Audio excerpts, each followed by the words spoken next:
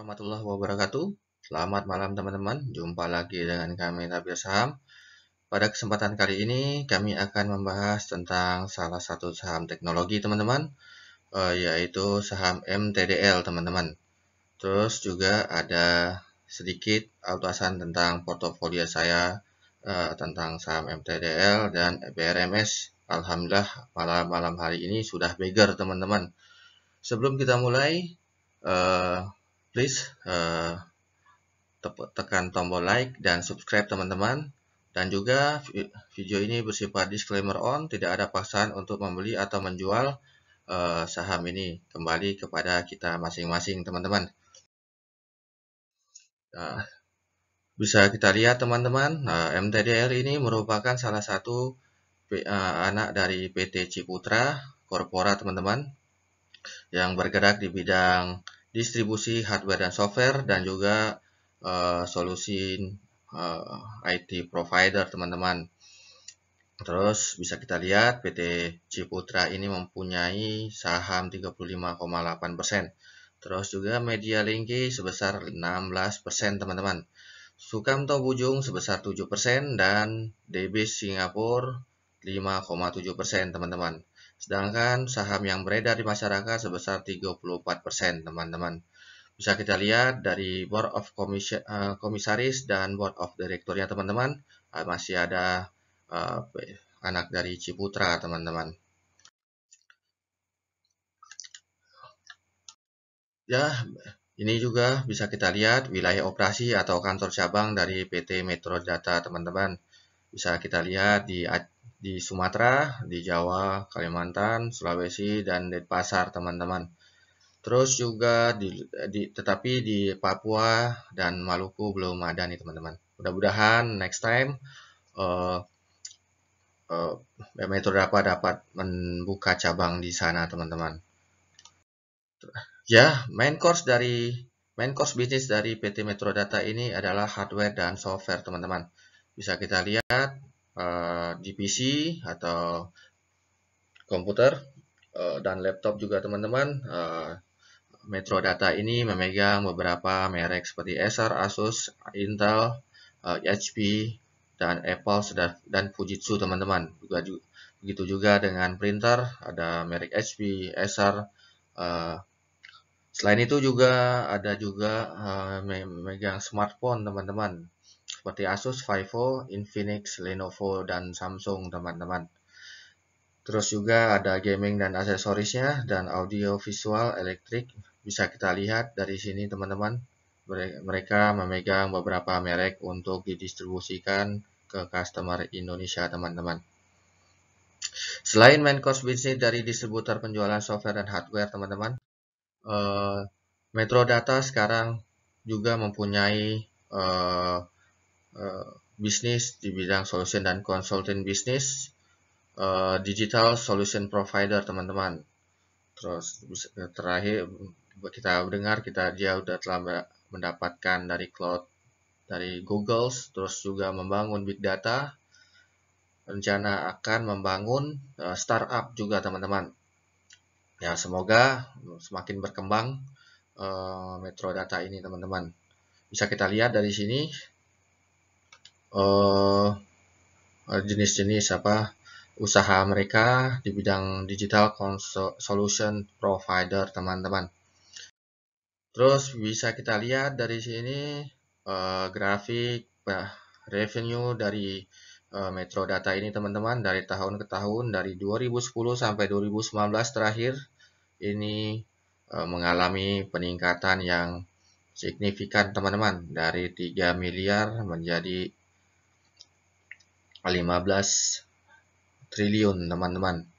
Terus juga net income dari 20 miliar menjadi 300 miliar teman-teman.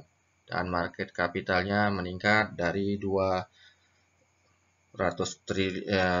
miliar menjadi 4,5 triliun teman-teman. Oke, bisa kita lihat fundamental perusahaan dari Metro Data ini teman-teman. Dari data terakhir bisa kita lihat di kuartal ketiga 2021 karena kuartal keempatnya belum keluar teman-teman. Bisa kita lihat last price-nya tadi sore penutupan 680. Terus market capitalnya sebesar 83 teman-teman. Terus kas 1,7 triliun. Bisa kita lihat di sini utang jangka pendeknya sebesar 2,8 triliun dan jangka panjangnya sebesar 221 miliar teman-teman. Dan terakhir ini ada juga revenue di kuartal ketiga 2021 sebesar 12 triliun teman-teman. Dan net profitnya 351 miliar. Bisa kita lihat terjadi peningkatan dari tahun ke tahun seperti grafik tadi teman-teman. Terus juga bisa kita lihat dari sini PER-nya sebesar 23 teman-teman. Terus juga PBV-nya atau nilai bukunya sebesar 2,27. Mungkin kalau kita melihat dari perbandingan yang lain termasuk mahal karena di atas nilai 2 kali dari nilai buku. Tetapi kalau umpamanya perusahaan teknologi ini sangat berbeda teman-teman. Kita bisa lihat Telkom itu sebesar 3 sampai 5% nilai bukunya teman-teman. Terus juga bisa kita lihat ROE-nya sebesar 9,55% teman-teman dan termasuk besar. Dan debt equity-nya teman-teman kita lihat di sini debt equity-nya sebesar 0,84% teman-teman. Itu sangat bagus sebagai sebuah perusahaan dan Metrodata ini termasuk perusahaan yang sehat teman-teman. Terus juga saya lupa Metrodata ini perusahaan yang selalu konsisten membagikan dividen teman-teman, tapi saya tidak masukkan ke dalam data ini seberapa dividen yield-nya, tapi sebesar 30 sampai 30-an rupiah per lembar saham teman-teman. Terus bisa kita lihat dari candlestick-nya teman-teman, secara teknikal Metrodata ini berada di uptrend teman-teman. Bisa kita lihat dari MA200-nya berada di bawah candlestick-nya. Jujur teman-teman, saya tidak terlalu paham soal analisa teknikal, tapi saya berpegang cuma satu MA200-nya teman-teman. Apabila berada di atas itu berarti uptrend, di bawah berarti uptrend. Kalau MA200-nya di bawah berarti mengalami fase downtrend teman-teman. Terus juga bisa kita lihat dari sini teman-teman dari broker summary-nya teman-teman dari bulan 1 Januari dari tanggal 1 Januari sampai hari ini teman-teman bisa kita lihat asing mengakumulasi sebesar 1,1 miliar teman-teman. Terus juga broker AO yang terbesar teman-teman mengakumulasi, sedangkan broker yang lain seperti YP, PDCC melakukan distribusi teman-teman. Terus kenapa saya membahas MTDL ini teman-teman? Bisa kita lihat teman-teman, saya memegang saham MTDL ini teman-teman, dan bisa kita lihat dari portofolio saya mengalami potensial loss karena saya membelinya di atas harga atas teman-teman, di harga 791 rupiah teman-teman. Dan semoga MTDL ini bisa melanjutkan uptrend besok dan terusnya teman-teman. Terus juga dari situ kita lihat dari BRMS juga mengalami peningkatan pada hari ini. Alhamdulillah di portofolio saya sudah beggar teman-teman. Sebenarnya sudah kemarin beberapa hari yang kemarin mengalami beggar, terus mengalami penurunan yang tajam bersama dengan bumi teman-teman, yaitu ARB berturut-turut sehingga mengalami penurunan, terus sekarang udah kembali ke atas lagi teman-teman. Dan bisa kita lihat juga di bumi juga mengalami potensial loss sebesar 13% teman-teman. Dengan portofolio ini jangan sampai kita mengganggu psikologi kita teman-teman. Karena apabila kita yakin dengan perusahaan yang kita pilih, kita harus bersabar. Karena investor itu bertarung melawan dirinya sendiri dan waktu teman-teman. Jadi percayalah Selama kita memilih perusahaan itu bagus dan kita yakin bagus dan akan naik, pasti akan kembali meningkat teman-teman harganya.